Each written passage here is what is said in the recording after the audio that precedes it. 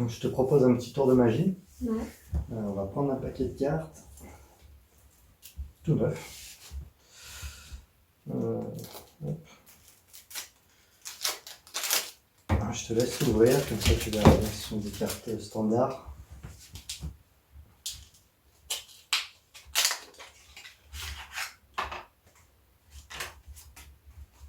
C'est de la pub.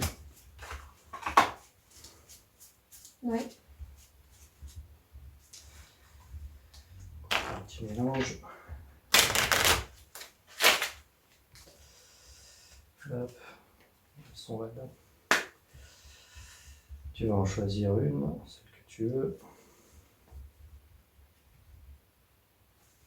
Je vais te laisser la placer où tu veux dans le jeu, n'importe où. On va la mettre dedans. Là. Voilà. Donc ta carte est perdue, on va juste y rajouter quelques coupes. Hop là, s'il ne veut pas tomber.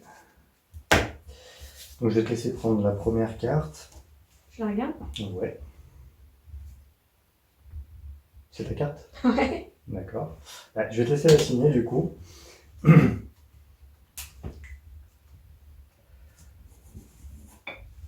Et là, ce qu'on va faire, on va la perdre, mais cette fois sans aucune manipulation. On va la mettre, hop, dans le milieu du paquet. Tac. Et on va, sans aucune manip, regarder la première carte, qui est la tienne du coup.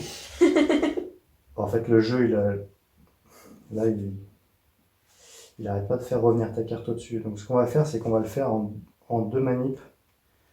Donc je vais prendre la première carte, qui n'est pas la tienne est là, et je vais te laisser l'enfoncer. Moi, je vais garder celle-là retournée en attendant.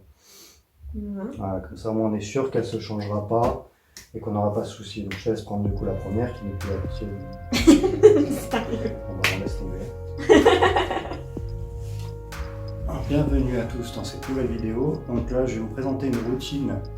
Je l'ai appelée Super Contrôle en fait simplement parce que dans cette routine là en fait vous allez faire successivement 3 contrôles de cartes différents et du coup j'ai trouvé ça, je me suis imaginé cette routine et j'ai trouvé ça assez drôle de voir que la carte revient à chaque fois, on a plusieurs routines qui existent déjà comme ça, mais la carte revient à chaque fois sur le dessus. Je trouvais ça assez drôle. Donc pour faire la routine, vous commencez par faire choisir une carte. Donc n'importe lequel, c'est un choix libre.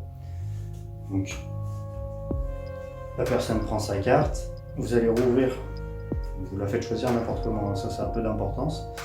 Et vous allez donc rouvrir un éventail, sauf que déjà pour le premier contrôle, l'éventail en fait, vous allez mettre une pression avec vos doigts en dessous. Ce qui fait que la personne, quand elle va remettre la carte où elle veut librement, elle ne pourra pas la rentrer parce que la carte va coincer. Donc vous-même, quand vous voyez que la personne ça coince, vous allez tapoter la carte pour la faire rentrer. Il faut savoir que pour faire ce contrôle-là, même si la carte elle se retrouve rentrée comme ça, c'est largement suffisant pour avoir votre marquage. Derrière, vous allez refermer. Et en fait, quand vous refermez, donc vous allez vous retrouver avec... Vous faites en sorte en tout cas de vous retrouver avec quelque chose d'assez grossier. Pas le refermer tout de suite avec le marquage apparent. En fait, même si c'est grossier, quand vous allez vous mettre en position de donne, donc le doigt au-dessus, les 3 d'un côté, le pouce de l'autre, en fait vous allez juste mettre un à-coup vers l'avant et le marquage il va apparaître tout de suite, comme ceci. Vous avez votre marquage là. Donc moi après ce que je fais là pour faire remonter la carte, c'est que je prends mon break, donc avec le petit doigt, je prends le break sur le petit doigt et je le passe sur le pouce. Donc d'abord sur le petit doigt, un break normal. Ensuite je le passe sur le pouce et je maintiens mon break comme ça. Ce qui fait que derrière ça va me permettre de faire 2 découpes. Donc hop là, du dessous, passer les paquets au-dessus. J'en fais toujours 2, pas une seule, parce qu'une seule c'est vrai que ça se voit quand même que vous avez ramené le paquet, donc j'en fais 2.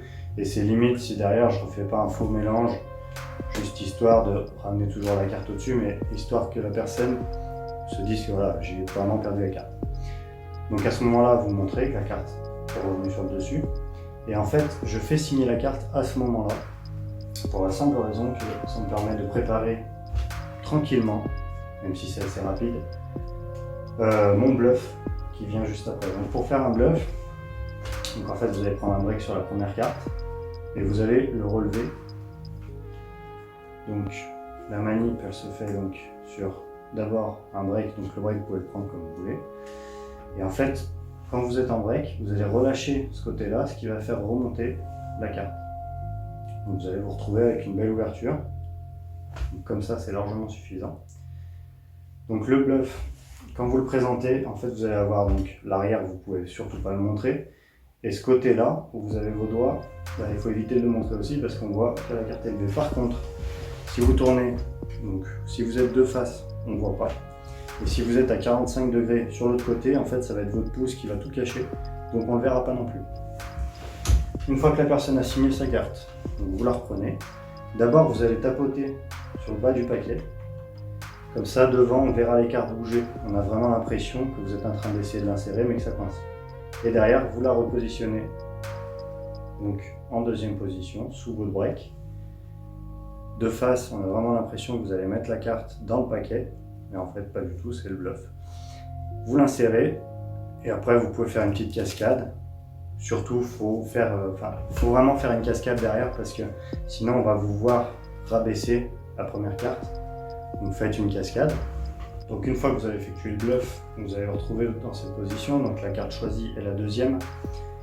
Donc là, vous allez prendre un break sur la deuxième carte.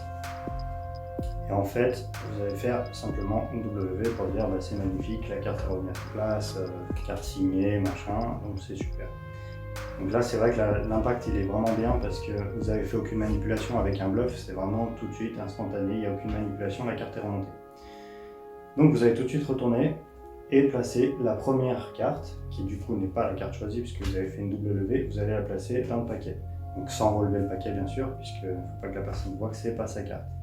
Et moi ce que je fais là, ça c'est pas obligatoire, mais je le fais parce que ça crée quand même plus d'impact. Je refais une double levée. Et je dis voilà, ce coup-ci, ce qu'on va faire, c'est qu'on va vraiment garder la carte du dessus retournée pendant qu'on insère la carte. Comme ça on est sûr qu'elle ne va pas se changer. Et vous demandez carrément à la personne de pousser elle-même la carte. Donc ça crée toujours plus d'impact quand c'est la personne qui fait elle-même l'action, parce qu'elle a l'impression de vraiment faire le tour elle-même. Donc vous laissez la personne insérer la carte, vous retournez, donc double levée, vous posez le paquet, le tour est fait. Là vous pouvez demander directement à la personne de prendre elle-même la première carte, et elle se retrouve avec sa carte choisie.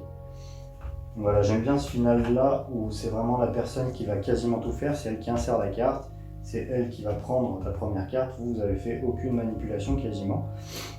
Et donc ça crée quand même plus d'impact là-dessus. Donc en fait c'est une routine du coup qui reste assez simple, parce que ça reste les contrôles de cartes qui sont quand même assez simples, que ce soit l'éventail où vous avez simplement à forcer pour le maintenir. Et donc vous pouvez bien rentrer la carte, garder seulement un petit peu, vous refermez grossièrement un petit coup vers l'avant et votre marquage il revient tout de suite.